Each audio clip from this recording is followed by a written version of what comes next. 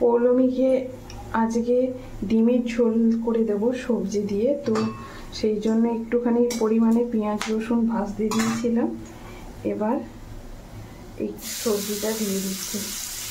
কুমড়ো আছে আর গাজর আছে।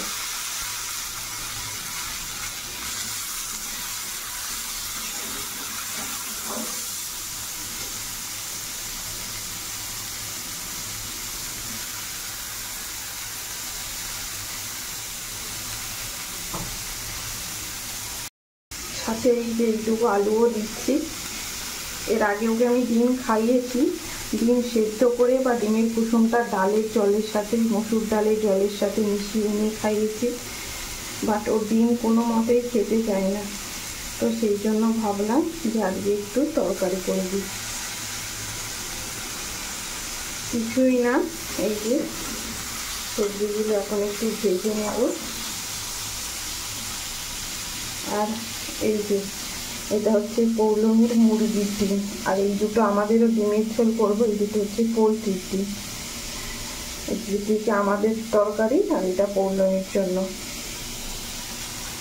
ওর ডিমটা। এখন একটু সামান্য পরিমাণে হলুদ গুঁড়ো আর জিরে গুঁড়ো দেবো শুধু।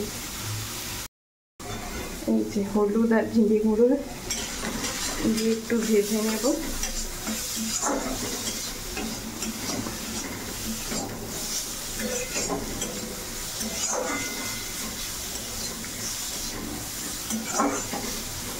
আর ওর যে সন্ধক লবণ ওটা দেব।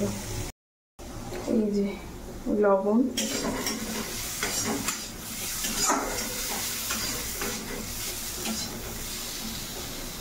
এবার ওর ডিমটা দিয়ে দেব।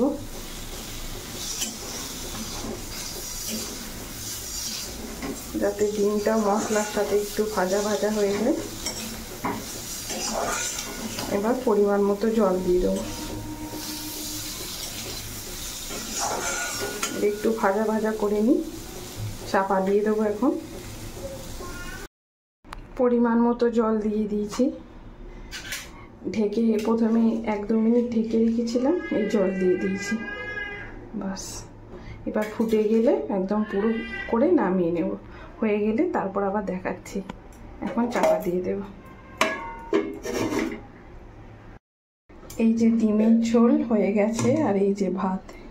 এইটুকু ভাত খেতেই 1 চামচ ভাত নিয়েছি, এই চামচটা।